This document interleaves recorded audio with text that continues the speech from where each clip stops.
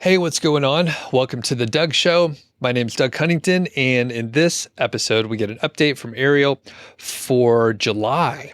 So in June, we were a little late with our update, but July we're right on the ball. It's actually pretty early in the month, and we're gonna hear about what's been going on. So how's it going today?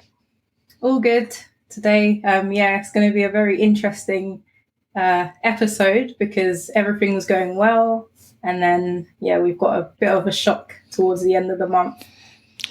So what happened? I guess take us from the beginning, and let's hear about it. Yeah, so everything was growing. I think I got 25,000 page views on both sites, the site 2 and site 7. They're at the same amount of traffic, but my ad revenue was up with both sites. Ad revenue's up, and Amazon, I've done really well on Amazon with site 7. So it'd been a good month for both sites. And then on the 29th of July, I got hit by some sort of algorithm update. I thought it was me adding AMP to the site because Google suggested that I add AMP, and I took its advice because I had a £32 AdSense day. So I thought, okay, what can I do to improve these AdSense earnings? So it told me to do that. I did that, and then maybe a day later, I saw my Google Search Console, and my visits had just fallen off a cliff. So I thought it was that, but then quite a few people had said that they'd been hit recently as well. And I know that Google's rolling out that product update, but because the site is 95% informational, I didn't think that's what it was, but I think that's what it was. Okay. Gotcha. Yeah, sorry to hear that. That's always a bummer. And actually, I was going to say for many of the updates and the case studies that I've done in the last couple of years, most of those have made it through without getting hit by algorithm updates, even sites that are heavy with product reviews. But yeah, say again, what was the percentage of informational to product reviews on this particular site? It's 95%, probably more. It's mostly informational content. There's not many products, so there's no specific Amazon pages. There are some other affiliate reviews, but they're not. Yeah, there's like 2 or 3 maybe. Okay.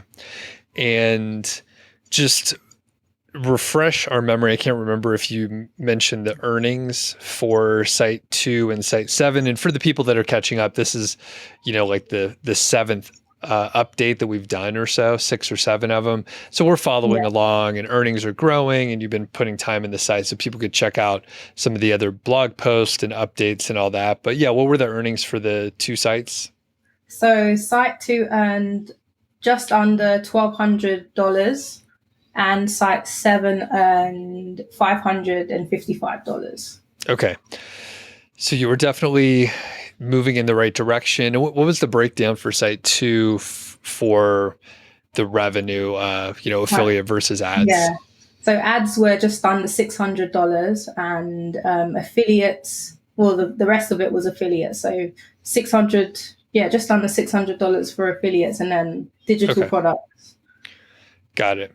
Okay. Yeah. And yeah, it's pretty cool to have that much revenue on the affiliate side, even though it's mostly informational content. So it just goes to show if you have the right breakdown of content and the right offers, then it can be a really nice split. So one thing that you mentioned I want to point out is the AMP, and it's accelerated mobile pages. Is that right? Yeah. And I never actually played around with it or used AMP ever. Yeah. And I know it was suggested and Google was really pushing it for a few years, but I honestly haven't heard much about it in a while. So what do you have to do to install AMP? What do you do? I had no idea. Again, I've not heard much people speak about it either. So I should have known it wasn't, even though it's probably not to blame, I should have known it wasn't integral. But in AdSense, it said your pages are doing well, but if you want to optimize further, add AMP, and here's our plugin. But I think Rank Math already had a setting that I could just toggle, so I done that. I can't remember if I had to install another plugin, but it told me shortly after in Search Console that some pages were broken or not configured properly. I think I got an email to say that my AMP settings weren't whatever. But by that time, I had already noticed the site was dropping. So I just thought, let me take AMP off just in case it's that. And yeah. Got it. Okay. All right. And before we move on about like what to do next, what work were you doing on the site? Like, were you publishing more? Were you updating old content? What was going on during July? Yeah, so I'd slowed down adding new articles. I think my writer she's still got another 3 articles in the queue, but I'd slowed down and I was just improving older articles. So my VA was going in, doing internal links, adding more images, spacing out. So if there were any blocks, paragraph, maybe over 4 or 5 lines, she'd go and separate those where it was natural. Checking out my headings. I added Query Hunter as well to find any. I don't know if you've heard of Query Hunter, but it allows you to find other search terms that you're ranking for, but it shows you how far you're ranking down the page. So position 7, 8, and it shows you how many times you've included it if you've not included it. So I went through and I added more of those naturally, and that's all I was doing, just going through and improving older articles. So, but I also noticed that 60 or so articles that I'd added over the past few months hadn't been indexed. So that was something as well. But that was a good thing. Yeah. So what did you do when you discovered that? Do you have any idea why those weren't indexed? I don't know why they weren't indexed. They weren't on the sitemap. So I had to check my settings to see if RankMath was telling it not to crawl those pages, but there was nothing wrong with it. So I'd done the instant indexing and refreshed the sitemap, went onto Google Search Console, updated the sitemap, and then it was showing that it had picked them up. So there was no issues with that. It crawled them. I don't know if it indexed them, but it crawled them. And so I was waiting for the traffic to start coming in from those, and then I got hit. Okay. So have you been hit with an algorithm update before? No. Okay. I thought I was scot-free.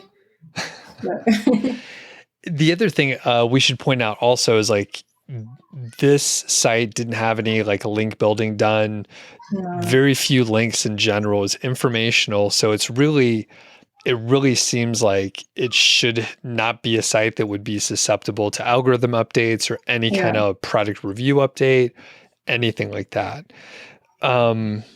Do you, like, if you had to guess, like some reasons, and I'll maybe see, actually, I'll phrase it a different way because we talked before and I know you don't have an idea. Yeah. So it doesn't fall into the product review area. It doesn't have any weird backlinks. It's high quality content. You wrote a lot of it, and then you're editing a lot of things that you had writers do. So high quality as well. From an EAT standpoint, expertise, authority, and trust, where do you feel it falls on there? Is this an industry where it matters? Do you have good EAT?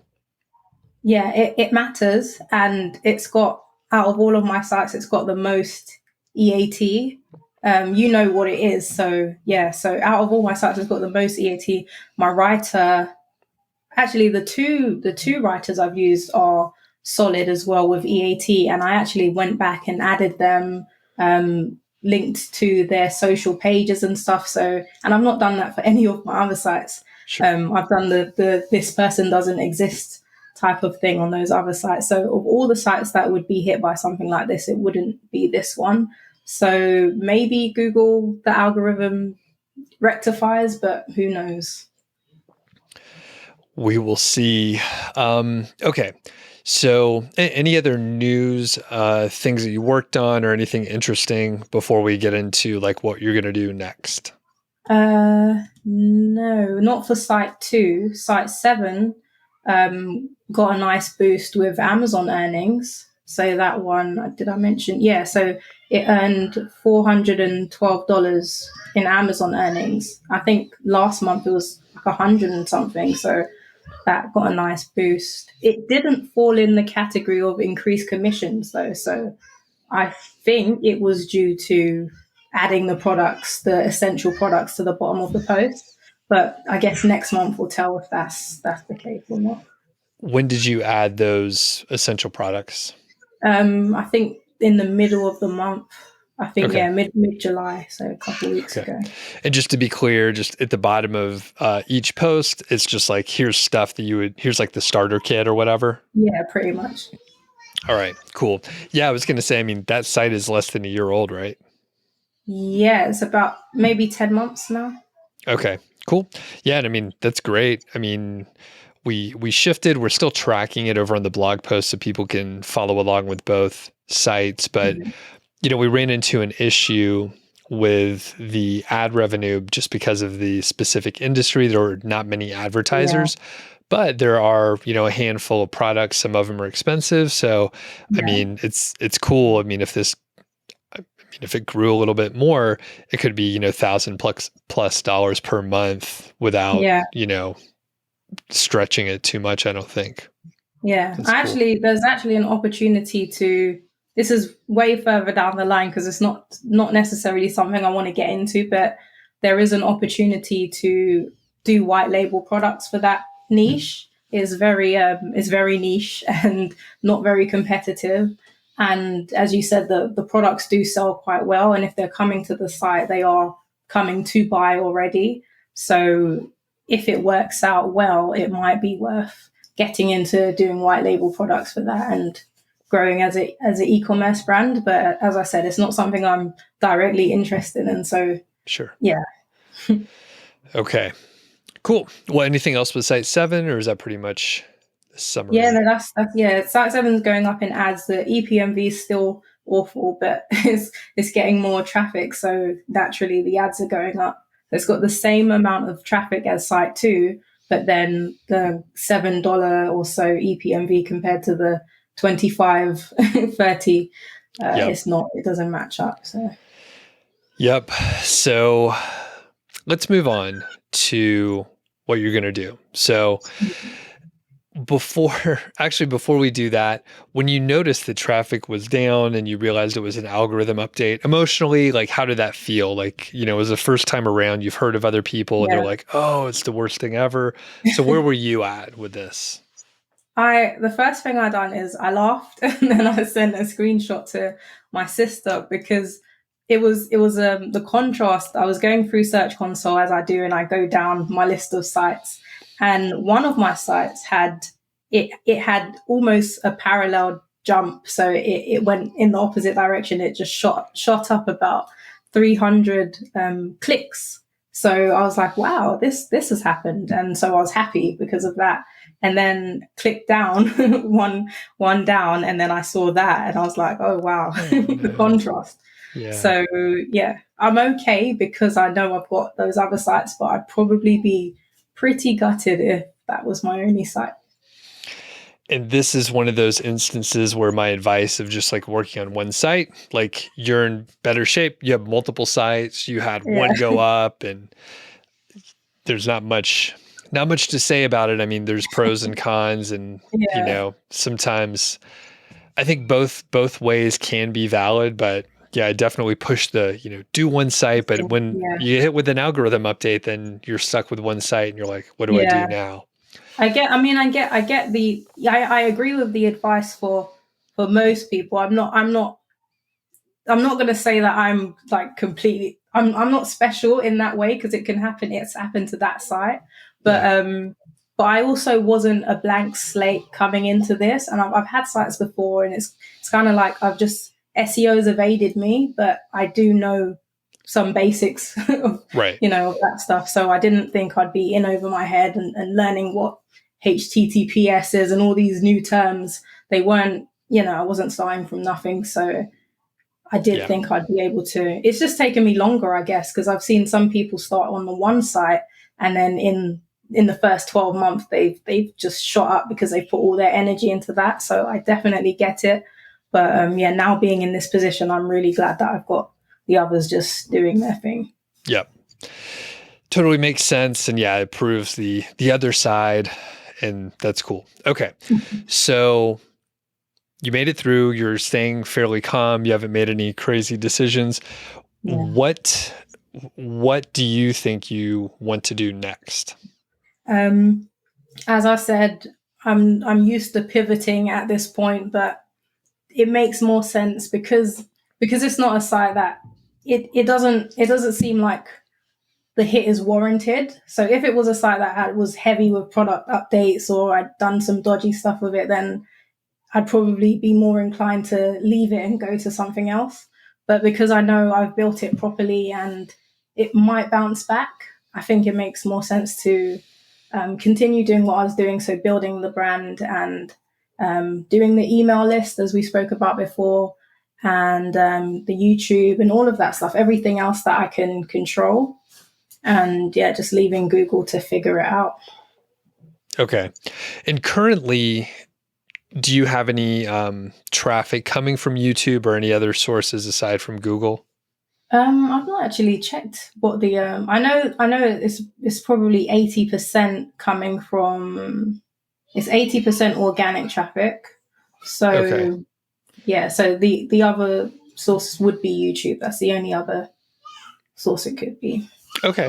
And that's actually, good to see, that you can get traffic from YouTube and you haven't put too much effort into the Yeah. YouTube side, right?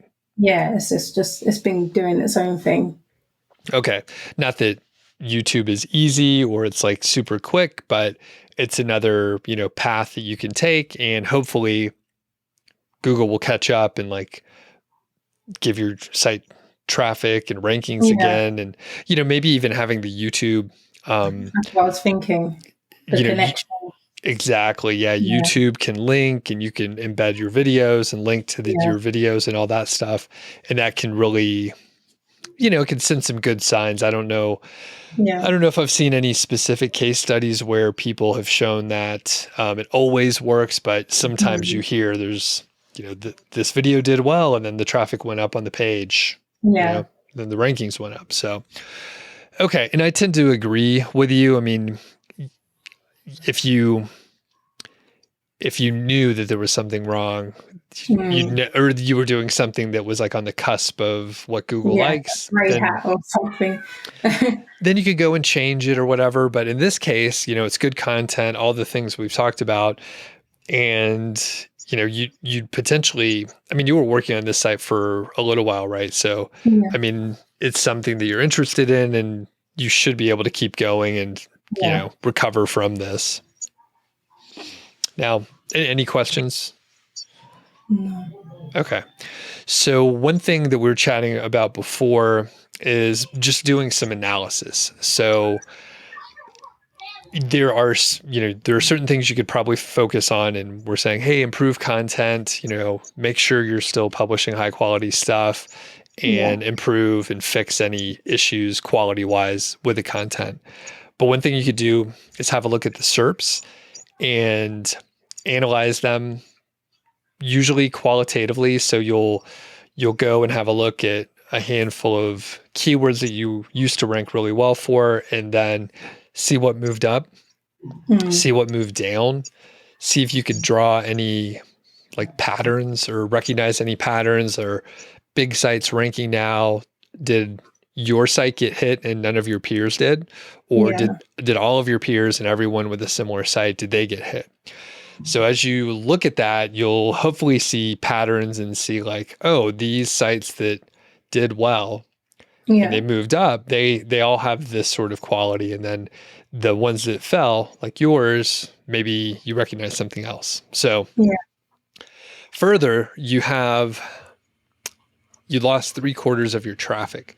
So you're still getting some traffic on some pages. So have a look at those and see if you could see any patterns as well. So it's all very, I think those ones are the ones that have recently indexed, or because the ones that all those, the top 10 or top 20, they're still indexed, but they got moved down in ranking.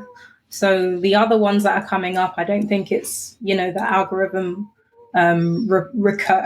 repairing itself. I think those are just those new articles gaining more rank. So Okay. yeah, so I don't think there's anything there specifically. Interesting. Okay. Well, and overall, there's not much structure to what I just told you. There's no like conclusions where it's like, oh, look Yeah, for this. Part of it is like, well, I have no idea. You don't either. No one would have any yeah, idea.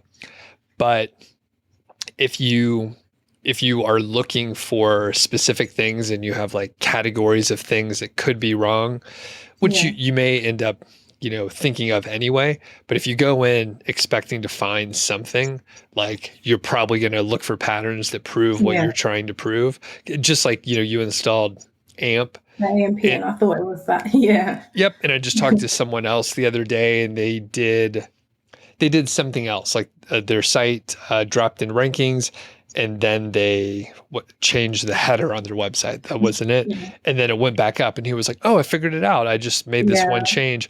But then someone A else told coincidence. him, Yeah, yeah, everyone's like, yep, there was an algorithm update. It was that. yeah, So, yeah. The thing is, somebody else I've had quite a few people message me on Twitter saying that their sites have dropped. And there was, so looking for patterns and whatnot, I thought maybe it's an age domain thing and all of that stuff. But then somebody said that they have a site that is like 100% informational, 7.5 years old, and that got hit. And then there's another guy that was getting like a million visitors a month, and then his thing, I think it was way more than that actually, and he's lost like 80% of his traffic as well, wow. just over the past. Yeah, so that I think it is something that's going to recover, but yeah, there's no way of knowing. There's no way of knowing. And then have you looked at the SERPs at all? Did you see like what's ranking now? How does it look? Yeah, I saw. I had to go down a couple pages to see the articles that were in the top 1, 2, 3 spaces. I actually went searching for them myself, and page 1, page 2. I think one was at the bottom of page 2. The other said it was still there, but I couldn't see it. So it just looks like it's taken those top performing ones, and then the recently, maybe the ones that I thought were indexed before, those 60, maybe those have just been indexed and they weren't hit as a result of this stuff. And then it's those that are coming up. So I have to actually go back and check if that is the case. So that would be interesting. That is odd. So the top people drop down, and they drop down pretty far, not just to the bottom of the Yeah. first page. They kicked them way out. Kicked them completely back. So that said, did you look at any of the new top Only positions? one. That was before. So there was my best affiliate article that was bringing in like a lot of affiliate commission. That one dropped down to maybe position 4. That was at number 1 for the keyword I targeted for a long time, and it was doing so well. And I guess somebody found it who had more domain authority than me, and then they just took it.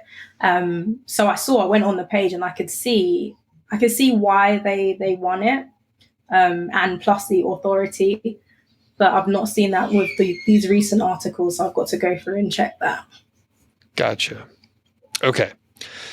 So overall, it sounds like you're staying the course roughly, not really shifting anything as far as publishing or improving content. Yeah. Did I get that wrong, or is that pretty much the plan? As in just to focus on the things that I said, so the newsletter type stuff, and not go over to the other sites. Yeah, basically. Yeah. Yeah. That's tough. I'm gonna try and do that. Okay. I mean, you could think about it. Yeah. You don't have to decide now. And well, that said, do you know what you'll be doing? So the thing is with the newsletter, before you were getting a lot more traffic, so you had like an audience to try to get to sign up. So now you got to go to YouTube potentially. So where do you stand with that? Do you have like YouTube ideas? Are you already engaged and have a plan around that? I have, so with the newsletter thing, you're completely right. I had an opportunity to be collecting emails when I was getting a lot of the traffic. So now getting 250 visits a day, I can still try and get emails, but it's not the same.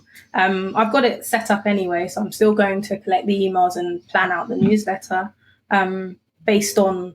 I guess I could promote the top articles that had fallen out, and then try and send traffic back to those. So make evergreen content around those articles.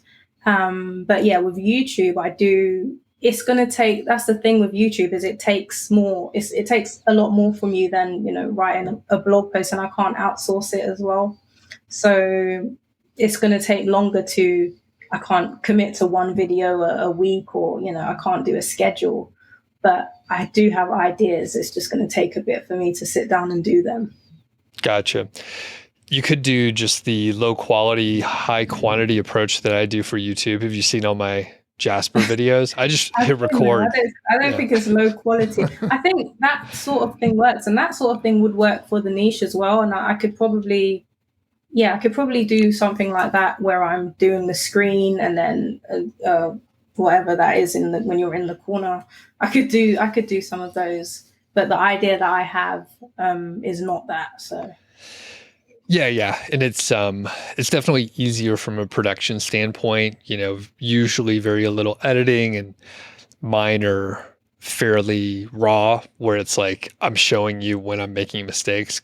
I could make it look much easier, and maybe some of the other more polished videos, like when I do a proper review, but now I'm just doing like authentic demos, essentially. People expect it anyway. With that sort of video, they expect it to be kind of just the same way live doesn't require you to have everything planned out and not make mistakes. When people see you going through things, they kind of expect it. So I could find a way to put those in between the ones that I've planned out, just so I can do a consistent thing, and maybe take a day to get a bunch of those done and then schedule it. That might work for that. But I can't see any immediate benefit for the page with it. No, it would really be, my Jasper videos are a pretty good example, and I'll do it for other companies as well. But the call to action is, sign up for like the free course, which is email list building. And then the other is, sign up for the product, which is, the revenue generation. And I'm getting, people are signing up, not as many as I was hoping in the short term, but I think as I figure out what I'm doing, it can grow. And then people are, buying the product. So and people are going to keep finding it anyway. So it's not going to run out. Yep. Yeah. And for me, I like to, it's easier to do those videos, number one, but I'm sort of like forming my thoughts and thinking through it. So and because I don't know exactly what I want to cover, but as I am learning and as I go through it, like I'm identifying things, and then I see what the audience is interested in, and then I wouldn't have to publish all those things, but it's like I'm publishing and I'm learning, and the audience gets something too. But it's one approach, but definitely not as it's just not as polished. It's just a different kind of content. Yeah. I think that's the smarter way to do content anyway. I'm a big fan of Gary Vee, and he always says document, don't create. So it makes sense, and I definitely could do that with. I thought of a way that I could do that. Basically, I can't say it now. But, sure. Cool. And both kinds of videos are valuable in different ways, and like the polished, shorter ones, that's potentially a much bigger audience, especially on YouTube. People don't necessarily watch a lot, like long videos that are rambling. So, okay, cool. Anything else you could think of? No, not regarding. Now I've got an idea, so okay. Now I know what to go and do. Yeah. All right. Well, we will check in with you next month for the update, of course. And while I have you on, you are one of the reasons why I started playing around with Jasper and the other AI tools. So this is just a random little segment that we'll add in.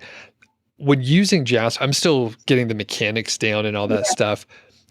But when you're using Jasper, you can feed in like new sort of quote updated information. The database that Jasper has is like circa 2019 or 2020 or so. Yeah. And if you are trying to get something written, or you want Jasper's help for something that is, maybe it's a news story from just a couple of days ago, you can feed in Yeah. information. So how do you manage that? Like when you're writing a document, and do you just keep copying and pasting for each paragraph, or what do you do? So I'd have my my outline, so my H2s, maybe some H3s, and I will gather my data, so the key information as bullet points for underneath each of the headings. So maybe 6 or 7 bullet points of information I know Jasper doesn't have, if it's date sensitive or just anything factual. And then I'll put that into the paragraph creator and then see what it comes up with. So he's really good with taking the information, understanding where it's supposed to be placed, and then making a paragraph of that. I don't use Content Improver much anymore. It used to be a good way to, again, take maybe a couple lines that you found somewhere else, maybe in an ebook or something, or Reddit or Quora, and then put that in paragraph. What's it called again? I just said it and I've forgotten. Paragraph. Improver. Yeah. Yeah. So Content Improver. And then it would like build that out and give you a better way of saying it. But the paragraph generator is the main tool that I use. So put the key information in there, it gives you an output, and then you can add your voice to it. Okay. And so the paragraph generator, and I've played with that one a little bit, so that makes sense. Yeah. Can you do the same thing in the document mode, like the boss mode, where it's the full long form document? Yeah, so you can use commands. I'm not an expert with commands, but I use them. I use them when I need to, when I don't want it to continue on the train of thought that it was doing. So you could put the information above on the underneath the H2, and then you can do an arrow and then summarize or write a paragraph using the bullet points above. And things like that. But what you need to do is you put 3 asterisks at the top, so it knows not to go above that, and then put 2 hashtags, so it knows you want to talk about this heading, and then go on from there. So there's loads of little tips and tricks that you can do, and it's got recipes as well to help you. I don't really use the recipes too much because it slows down the workflow, but I pretty much just start a new document, put my H2s in, and then build it out from there in the paragraphs. Got it.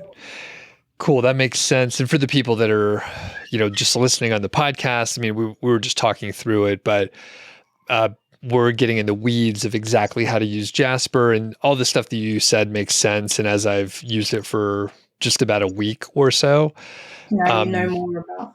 Yep. Yeah. So at the very first, I was like, it was kind of hard to get anything super useful, but as time went on, I knew there were ways to feed in new specific information.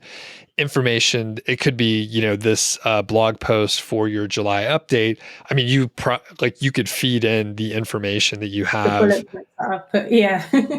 And then get a little bit of a narrative. I'm sure there would be some random stuff. Sometimes it goes on a fictional kick. It does tell a story, and you're like, I don't want to say that.